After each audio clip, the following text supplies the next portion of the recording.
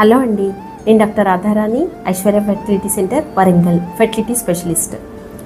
Patients tubectomy తర్వాత కూడా కొన్ని కారణాల వల్ల మళ్ళీ వాళ్ళకు ప్రెగ్నెన్సీ కావాలని నా దగ్గరికి వస్తూ ఉంటారు.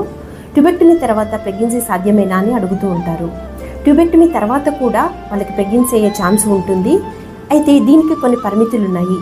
ట్యూబెక్టమీ తర్వాత వాళ్ళ ఏజ్ ఫ్యాక్టర్ ఒకటి పరిగణలోకి తీసుకుంటాము. వాళ్ళ ఏజ్ 35 సంవత్సరాల లోపు అయితే, వాళ్ళకి ట్యూబెక్టమీ ఆపరేషన్ అయిన తర్వాత ఒక 10 సంవత్సరాల లోపు అయిన వాళ్ళైతే, ప్లస్ వాళ్ళ ట్యూబల్ హెల్త్ స్టేటస్ బాగున్నట్లయితే, ఏ విధమైనటువంటి ఇన్ఫెక్షన్స్ కానీ ఎండోమెట్రియోసిస్ ప్రాబ్లం లేని వాళ్ళకి మేము ట్యూబల్ రీకెనలైజేషన్ అనే ఒక చిన్న ప్రొసీజర్ ద్వారా ట్యూబ్స్ని మళ్ళీ కలుపుతాము. దీని ద్వారా కొంత సక్సెస్ రేటు ప్రెగ్నెన్సీ న్యాచురల్గా వచ్చే ఛాన్స్ ఉంటుంది. కానీ దీనిలో ట్యూబల్ ఎక్టోపిక్ ఛాన్స్, అంటే ట్యూబ్లో ప్రెగ్నెన్సీ వచ్చే ఛాన్స్ కూడా ఉంటుంది. కొన్నిసార్లు ఇది ప్రాణాంతకం కూడా అయ్యే ఛాన్స్ ఉంటుంది. ఇలా కాకుండా తొందరగా ప్రెగ్నెన్సీ కావాలి అనుకున్న వాళ్ళకి ఐవీఎఫ్ సజెస్ట్ చేస్తాము.